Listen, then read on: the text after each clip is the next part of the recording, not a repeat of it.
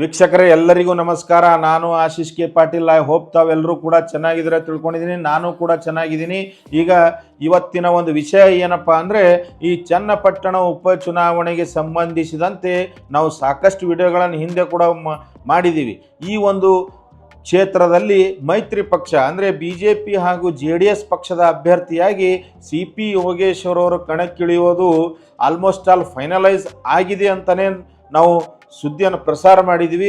ಆದರೆ ಈ ಒಂದು ಕ್ಷೇತ್ರಕ್ಕೆ ಈಗ ಬಹಳ ಒಂದು ದೊಡ್ಡ ತಿರುವು ಉಂಟಾಗಿದ್ದು, ಆ ತಿರುವು ಏನು ಅನ್ನೋದನ್ನು ಈ ಒಂದು ವಿಡಿಯೋದಲ್ಲಿ ಪೂರ್ತಿ ಡೀಟೇಲ್ ಆಗಿ ತಿಳ್ಕೊಳ್ಳೋಣ. ವೀಕ್ಷಕರೇ, ಅಲ್ಲಿವರೆಗೂ ಏನಾದರೂ ನನ್ನ ಚಾನಲ್ನ ಸಬ್ಸ್ಕ್ರೈಬ್ ಮಾಡದೆ ಏನಾದರೂ ಫಸ್ಟ್ ಟೈಮ್ ನೋಡ್ತಾ ಇದ್ದರೆ ಈ ಒಂದು ಆಶೀಶ್ ಕೆ ಪಾಟೀಲ್ ಚಾನಲ್ನ ಸಬ್ಸ್ಕ್ರೈಬ್ ಮಾಡ್ಕೊಳ್ಳಿ.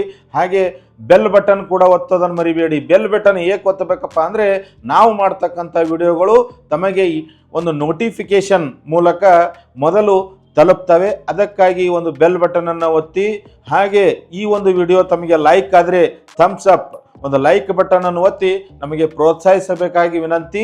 ಮತ್ತು ವೀಕ್ಷಕರೇ, ಈಗಾಗಲೇ ಸಬ್ಸ್ಕ್ರೈಬ್ ಮಾಡಿರ್ತಕ್ಕಂಥ ಎಲ್ಲ ಸಬ್ಸ್ಕ್ರೈಬರ್ಗಳಿಗೆ ನನ್ನ ತುಂಬು ಹೃದಯದ ವಂದನೆಗಳು. ಬನ್ನಿ ವೀಕ್ಷಕರೇ, ಈ ಒಂದು ಚನ್ನಪಟ್ಟಣ ಉಪಚುನಾವಣೆಗೆ ಸಂಬಂಧಿಸಿದಂತೆ ಏನು ಒಂದು ದೊಡ್ಡ ತಿರುವು ಉಂಟಾಗಿದ್ದು, ಆ ತಿರುವು ಏನು ಅನ್ನೋದನ್ನು ಈ ಒಂದು ವಿಡಿಯೋದಲ್ಲಿ ಭಾಳ ಶಾರ್ಟ್ ವಿಡಿಯೋ ಇದೆ, ಯಾರು ಸ್ಕಿಪ್ ಮಾಡದೆ ಪೂರ್ತಿ ವಿಡಿಯೋನ ನೋಡಿ. ವೀಕ್ಷಕರೇ, ಬನ್ನಿ ನೋಡೋಣ.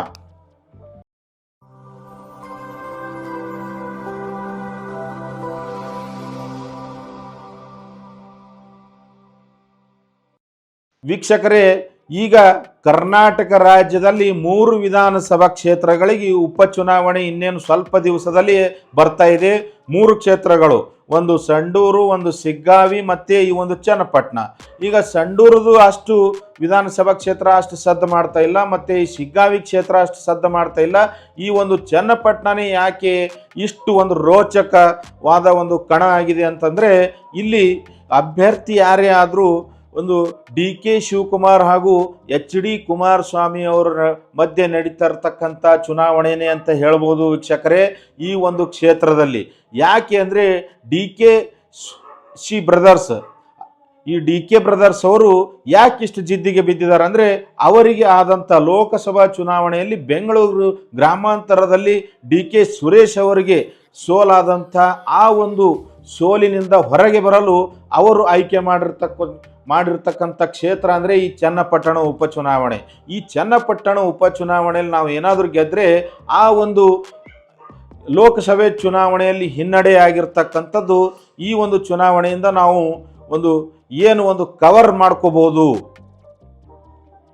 ಆ ಒಂದು ಸೋಲಿನಿಂದ ನಾವು ಹೊರಗೆ ಬರ್ಬೋದು ಅನ್ನೋ ಒಂದು ವಿಚಾರದಲ್ಲಿ ಈ ಒಂದು ಚನ್ನಪಟ್ಟಣ ಚುನಾವಣೆ ಇಷ್ಟು ರೋಚಕ ತಿರುವನ್ನು ಪಡ್ತಾ ಇದೆ.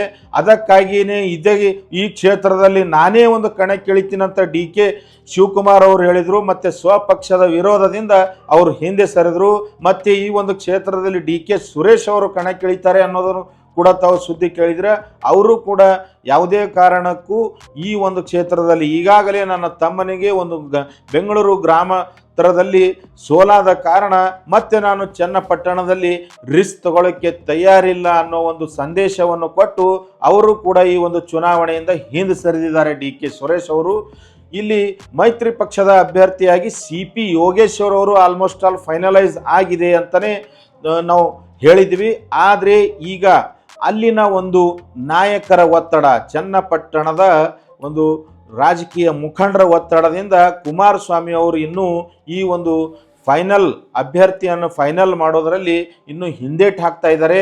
ಯಾಕಪ್ಪ ಅಂದರೆ, ಈ ಕ್ಷೇತ್ರದಲ್ಲಿ ಈ ಒಂದು ಕ್ಷೇತ್ರ JDSನಿಂದ ತೆರವಾಗಿರ್ತಕ್ಕಂಥ ಕ್ಷೇತ್ರ.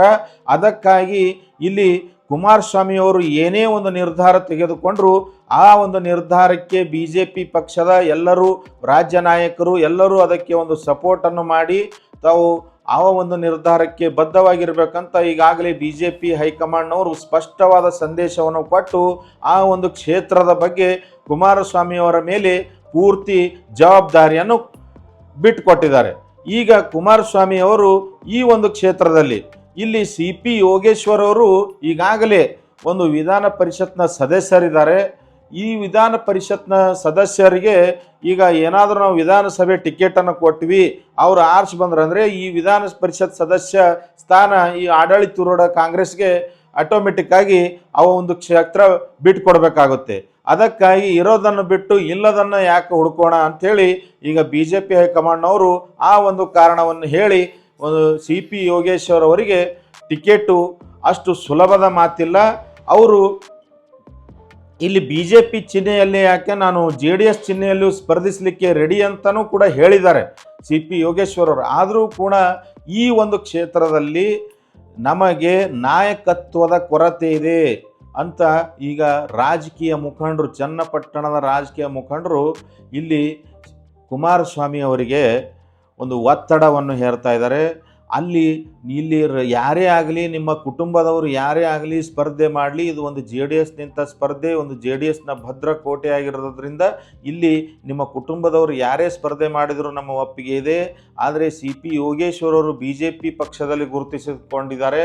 ಅವರು ಇನ್ನೂ ಅಧಿಕೃತವಾಗಿ ನಮ್ಮ ಜೆ ಡಿ ಎಸ್ಗೆ ಬಂದು ಇನ್ನೂ ಜಾಯಿನ್ ಆಗಿಲ್ಲ, ಏನೂ ಇಲ್ಲ. ಅದಕ್ಕಾಗಿ ಜೆ ಡಿ ಎಸ್ನ ಒಂದು ಅಭ್ಯರ್ಥಿಯನ್ನು ಕಣಕ್ಕಿಳಿಸ್ಬೇಕಂತ ಅವರೆಲ್ಲ ಒಂದುಗೂಡಿ ಈಗ ಕುಮಾರಸ್ವಾಮಿ ಅವ್ರ ಮೇಲೆ ಒಂದು ಒತ್ತಡವನ್ನು ಹೇರಿದ್ದಾರೆ, ಅವರು ಅಲ್ಲಿನ ಒಂದು ನಾಯಕರು. ಈಗ ಈ ಒಂದು ಚುನಾವಣೆಗೆ ಸಿ ಪಿ ಯೋಗೇಶ್ವರ್ ಅವರು ಏನು ಮುಂದಿನ ನಡೆ ಅನ್ನೋದನ್ನು ಅವರು ಮೊನ್ನೆ ಒಂದು ಏನು ಸ್ಪಷ್ಟಪಡಿಸಿದ್ದಾರೆ ಅಂದರೆ, ಈ ಒಂದು ಚುನಾವಣೆಗೆ ನಾನು ಸ್ಪರ್ಧಿಸೋದು ಶತಸಿದ್ಧ ಅಂತ ಹೇಳಿದ್ದಾರೆ. ಆವಾಗಿಂದ ಈ ಒಂದು ಮೈತ್ರಿ ಪಕ್ಷಗಳಿಗೆ ತಲೆನೋವು ಸ್ಟಾರ್ಟ್ ಆಗಿದೆ. ಇಲ್ಲಿ ಸಿ ಪಿ ಯೋಗೇಶ್ವರ್ ಅವರು ಅವರದೇ ಆದಂಥ ಒಂದು ಹಿಡಿತವನ್ನು, ಅವರದೇ ಆದಂಥ ಒಂದು ಅಭಿಮಾನಿ ಬಳಗವನ್ನು ಈ ಒಂದು ಚನ್ನಪಟ್ಟಣ ಕ್ಷೇತ್ರದಲ್ಲಿ ಅಷ್ಟು ಸಿ ಪಿ ಯೋಗೇಶ್ವರ್ ಅವರನ್ನು ಚನ್ನಪಟ್ಟಣ ಕ್ಷೇತ್ರದಲ್ಲಿ ಅಷ್ಟು ಈಸಿಯಾಗಿ ತೆಗೆದುಕೊಳ್ಳುವಂತಿಲ್ಲ. ಯಾಕಂದರೆ ಅವರು ಆ ಒಂದು ಕ್ಷೇತ್ರದಲ್ಲಿ ಯಾವ ಪಕ್ಷದಿಂದ ನಿಂತರೂ ಕೂಡ ಆರಿಸಿನೂ ಬಂದಿದ್ದಾರೆ. ಮೊನ್ನೆ ಕುಮಾರಸ್ವಾಮಿ ಅವರು ಎದುರು ಲಾಸ್ಟ್ ಎಲೆಕ್ಷನ್ನಲ್ಲಿ ಸೋಲುಂಡಿದ್ದಾರೆ. ಅದಕ್ಕಾಗಿ ಸಿ ಪಿ ಯೋಗೇಶ್ವರ್ ಅವರ ಮುಂದಿನ ನಡೆ ಏನು ಅನ್ನೋದನ್ನು ಈಗ ಬರುವಂಥ ಆಗಸ್ಟ್ 11ನೇ ತಾರೀಕು ಒಂದು ಸ್ವಾಭಿಮಾನಿಗಳ ಅವರ ಒಂದು ಅಭಿಮಾನಿಗಳ ಮತ್ತು ಒಂದು ಸ್ವಾಭಿಮಾನಿ ಸಭೆಯನ್ನು ಕರೆದಿದ್ದಾರೆ. ಆ ಸಭೆಯಲ್ಲಿ ಚನ್ನಪಟ್ಟಣ ಕ್ಷೇತ್ರದ ಒಂದು 30,000ಕ್ಕೂ ಹೆಚ್ಚು ಜನ ಸೇರುವಂಥ ನಿರೀಕ್ಷೆ ಇದೆ ಅಂತೆ. ಅದಕ್ಕಾಗಿ ಆ ಒಂದು ಸಭೆಯಲ್ಲಿ ಅವರ ಒಂದು ನಿಲುವು, ಮುಂದಿನ ರಾಜಕೀಯ ನಡೆ ಅನ್ನೋದನ್ನು ಪ್ರಕಟಿಸುವ ಎಲ್ಲ ಸಾಧ್ಯತೆಗಳಿದ್ದಾವೆ. ಅದಕ್ಕಾಗಿ ಈಗ ಅವರಿಗೆ ಒಂದು ಸಿ ಪಿ ಯೋಗೇಶ್ವರ್ ಅವರಿಗೆ ಇಲ್ಲಿ ಮೈತ್ರಿ ಪಕ್ಷದ ಒಂದು ಟಿಕೆಟ್ ಸಿಗಲಿಲ್ಲ ಅಂತ ಯಾವಾಗ ಗ್ಯಾರಂಟಿ ಆಯಿತು, ಆವಾಗ ಡಿ ಕೆ ಶಿವಕುಮಾರ್ ಅವರು ಪಟ್ ಅಂತ ಎಚ್ಚೆತ್ತುಕೊಂಡು ಅಲ್ಲಿನ ಮುಖಂಡರ ಮೂಲಕ ಸಿ ಪಿ ಯೋಗೇಶ್ವರ್ ಅವರಿಗೆ ಸಂಪರ್ಕವನ್ನು ಮಾಡಿದ್ದಾರೆ. ಈಗ ಸಂಪರ್ಕ ಮಾಡಿ ಅವರನ್ನು ಕಾಂಗ್ರೆಸ್ಗೆ ಕರೆತಂದು ಅಲ್ಲಿ ಆ ಒಂದು ಕ್ಷೇತ್ರದಲ್ಲಿ ಸಿ ಪಿ ಯೋಗೇಶ್ವರ್ ಅವರಿಗೆ ಕಾಂಗ್ರೆಸ್ನ ಅಭ್ಯರ್ಥಿಯಾಗಿ ಮಾಡಬೇಕಂತ ಡಿ ಕೆ ಶಿವಕುಮಾರ್ ಅವರು ಒಂದು ಪ್ರಯತ್ನದಲ್ಲಿದ್ದಾರೆ ಅನ್ನೋ ಸುದ್ದಿ ಬರ್ತಾ ಇದ್ದಾವೆ.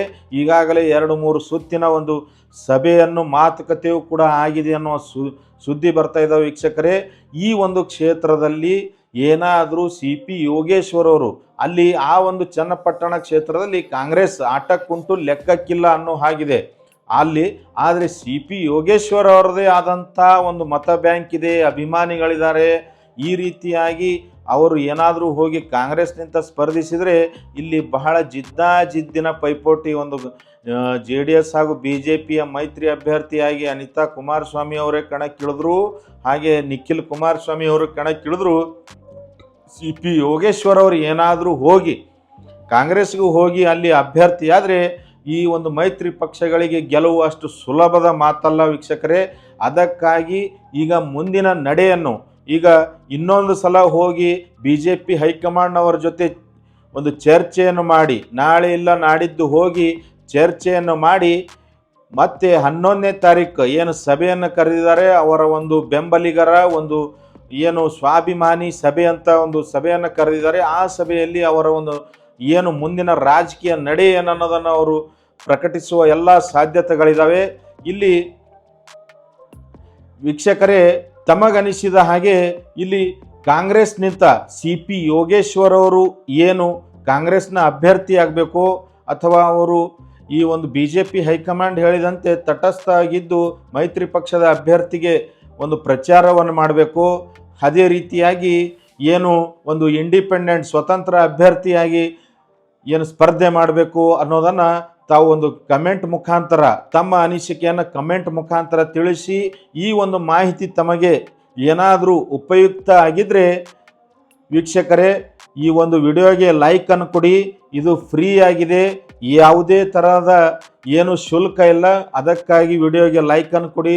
ಈ ಒಂದು ಚಾನಲ್ನ ಏನಾದರೂ ಫಸ್ಟ್ ಟೈಮ್ ನೋಡ್ತಾ ಇದ್ದರೆ ಸಬ್ಸ್ಕ್ರೈಬ್ ಮಾಡ್ಕೊಳ್ಳಿ. ಈಗಾಗಲೇ ಸಬ್ಸ್ಕ್ರೈಬ್ ಮಾಡಿರ್ತಕ್ಕಂಥ ಎಲ್ಲ ಸಬ್ಸ್ಕ್ರೈಬರ್ಗಳಿಗೆ ತುಂಬು ಹೃದಯದ ವಂದನೆಗಳು.